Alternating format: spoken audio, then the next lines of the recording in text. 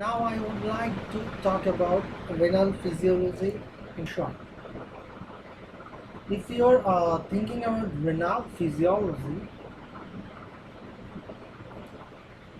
then first of all you have to think about ECF and ICF. For measuring of ECF, that means extracellular fluid, which is the one-third portion of the total body fluid ECF. For measuring the ECF, we can use inulin.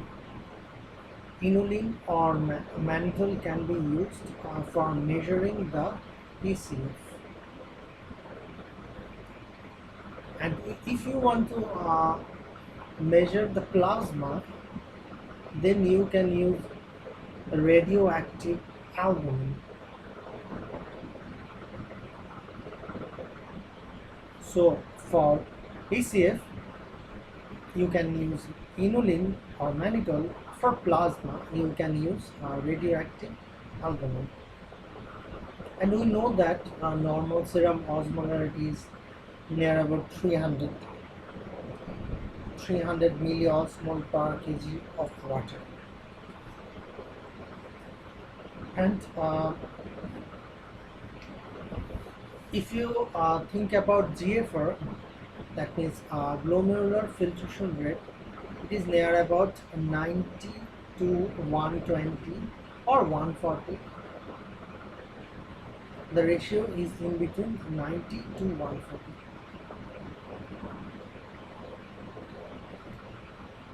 Okay, for measuring the GFR, we can use, for measuring the GFR, we can use creatinine, or the best thing can be used is inulin. But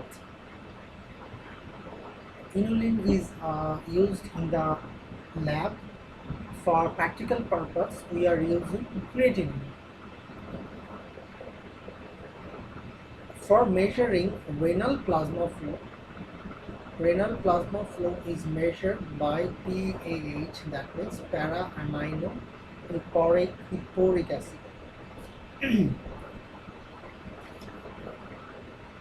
Para-amino hippuric acid.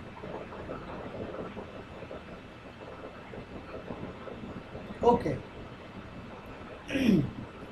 What will happen in here?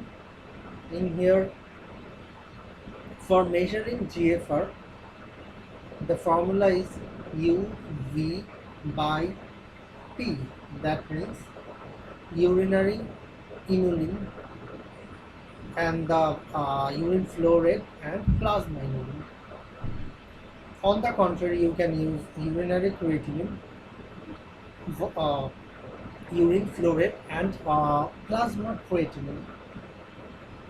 And the normal GFR is, the ratio is 90 to 120, or normally you can say 100 ml per minute. And we know that incremental reduction in GFR defines the stages of this chronic kidney disease. And the renal plasma flow can be measured by para-amino hippuric acid. There is an equation of renal plasma flow, and that is renal blood, and that is renal blood flow into 1 minus hematocrit. Renal blood flow into 1 minus hematocrit. Or you can say the formula of renal blood flow is renal plasma flow divided by 1 minus hematocrit. And we know that renal blood flow is 20 to 25% of cardiac output. Renal blood flow is 20 to 25% of cardiac output. And if you want to measure the total blood volume equal to plasma volume into 1 minus hematocrit, or plasma volume divided by total body volume divided by 1 minus hematocrit.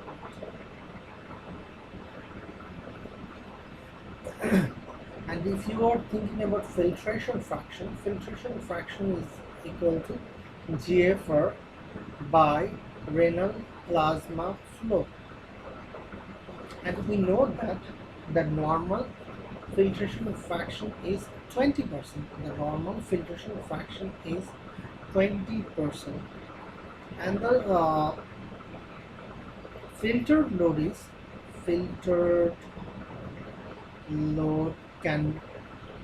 GFR into plasma concentration. GFR and plasma concentration. Okay, if I make a box like this and in here there is there is 3 segments. One is GFR, one is renal plasma flow, and another portion is filtration fraction. If I divide this box into 3 parts, GFR, renal plasma flow, and filtration fraction, and I say you one by one, if there is afferent arteriolar constriction, if there, suppose this is afferent arterial and this is efferent arterial, and this is glomerular capillaries. This is afferent, that means arrival; efferent, that means exit. If the afferent arterial is constricted, there is decreased GFR, there is decreased renal plasma flow. So filtration fraction should be no change. If efferent arteriolar constriction, then GFR would be high, because efferent arterial, if this portion is constricted, then this blood is getting more and more time to get filtered, so GFR is high. But the renal plasma flow, because blood is not going, so renal plasma flow is decreased, so the filtration fraction should be increased. If there is increased plasma protein concentration, plasma protein has more relation with renal plasma flow. So if there is increased plasma protein concentration, then plasma protein will draw the filtered solute. So there is decreased GFR and decreased filtration fraction. If there is decreased plasma protein concentration, so there is increased GFR and increased filtration fraction.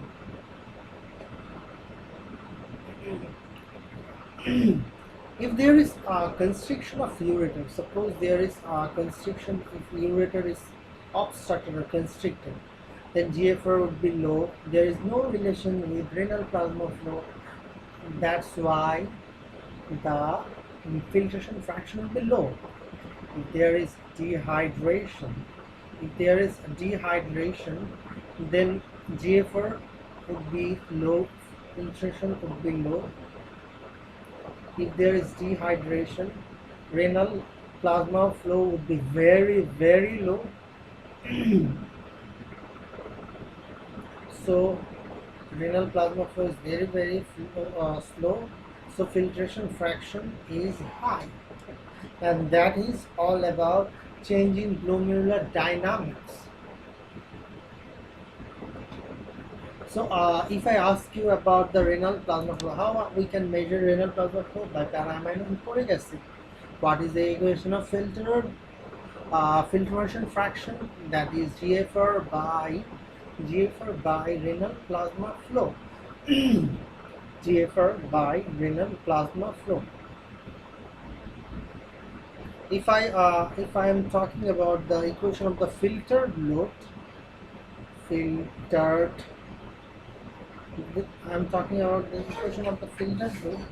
Filtered load is GFR into plasma concentration. GFR into plasma concentration. Filtered load is GFR into plasma concentration, and expression rate equal to volume into urinary concentration into urine flow rate.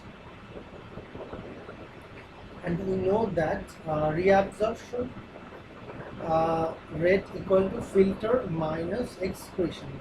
Reabsorption means filter minus excretion. And there is another equation we know, this is called FENA, fraction of excreted sodium, FENA.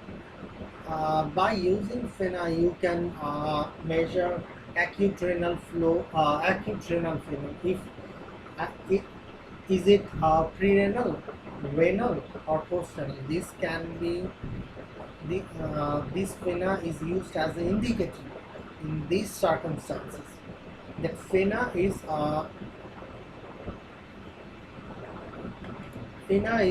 sodium excreted divided by sodium filtered. That means UV by GFR into PN. That means volume of urine flow rate into urinary concentration of sodium divided by plasma concentration of sodium into GFR. Okay, now I would like to talk about an interesting thing, that from where the erythropoietin is released. Erythropoietin, from where the erythropoietin is released. Erythropoietin is released from the interstitial cells of the peritubular capillaries. Interstitial cells of the interstitial cells of peritubular capillaries, from where calcitriol or dopamine is, from where calcitriol or dopamine comes. It comes from proximal convoluted tubule. From where the prostaglandin comes, prostaglandin secretion vasodilates the afferent arteriole to increase renal blood. Prostaglandin, which is paracrine secretion, vasodilates the afferent arteriole to increase renal blood flow.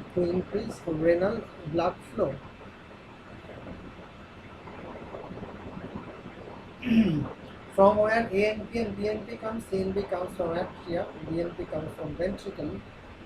Okay, how RAS is activated? RAS is activated by three stimulation. If there is decreased blood pressure, if there is decreased sodium chloride delivery, from macula densa, if there is increased sympathetic tone, that means beta receptor stimulation, if there is increased sympathetic tone. So there are three features where it is helped to be activated the RAS, that is a decreased BP, decreased sodium chloride delivery, and increased sympathetic tone. Okay. Next one is what are the components of JJ apparatus? JJ apparatus has three components: JD cell, macula densa, and mesangial cell. JD cell, which is a modified smooth muscle of the afferent artery. It's a modified smooth muscle from the afferent artery. And what is macula densa? Macula densa is a sodium chloride sensor. It is located at the distal end of the loop of Henry. It is located on the distal end of the loop of Henry. So JAG apparatus, if you tell about JJ apparatus, then juxtaglomerular cell, macula densa, and a mesangial cell. Mesangial cell. Okay.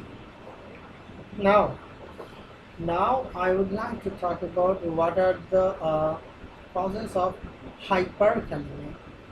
What are the causes of hyperkalemia? The cause of hyperkalemia can be remembered by this simple limit: do labs. It is written in first aid book. Do means digitalis, O means hyperosmolarity, L means lysis of the cell, A for acidosis, B for beta blocker, B for beta blocker, S for sugar, and S for succinylcholine. I'm telling it again. The digitalis or digoxin, O for hyperosmolarity, L for lysis of the cell, like in crash injury, like in rhabdomyolysis, like in tumor lysis syndrome, A for acidosis, B for beta blocker, S for high blood sugar, S for succinylcholine. These are the important cause of hyperkalemia. What are the cause of hypokalemia?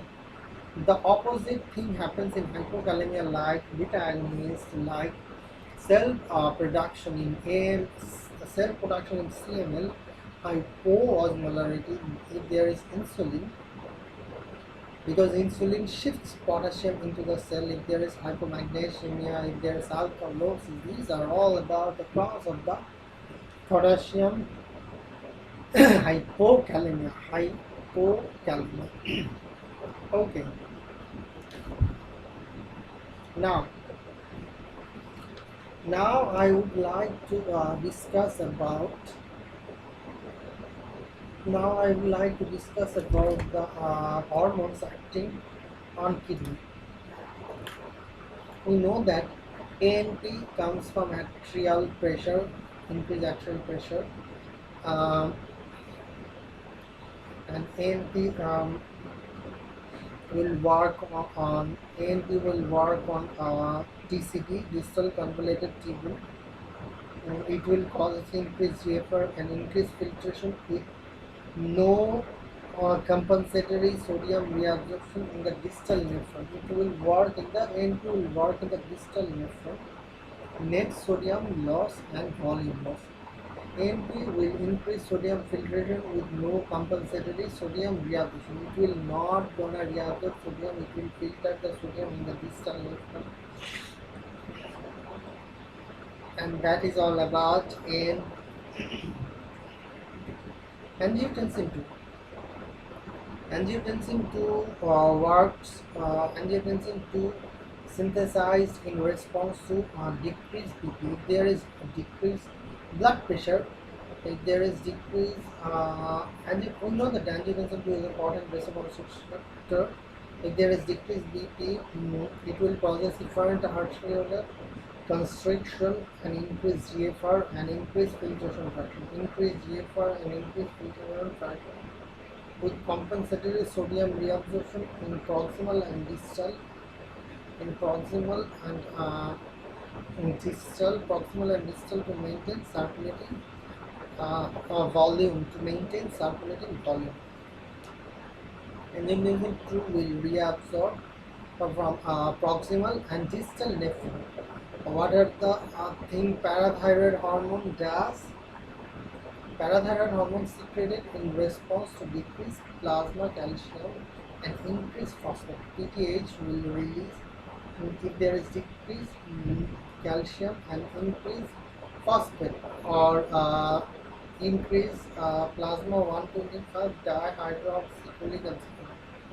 It causes increase in calcium reabsorption in DCT, phosphate reabsorption in PCT. It will decrease phosphate reabsorption in PCT, calcium reabsorption in PCT.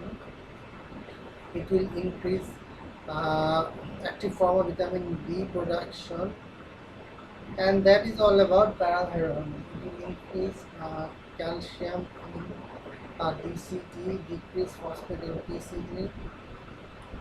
Now, Aldosterone will retain sodium and excrete production.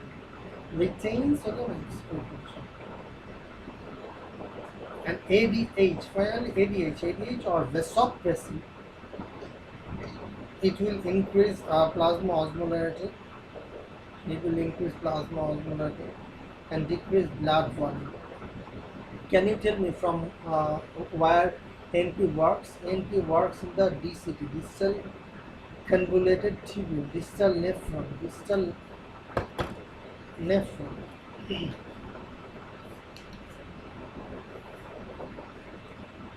Okay, that's all about the preliminary phase of renal physiology. Hope you enjoy my video.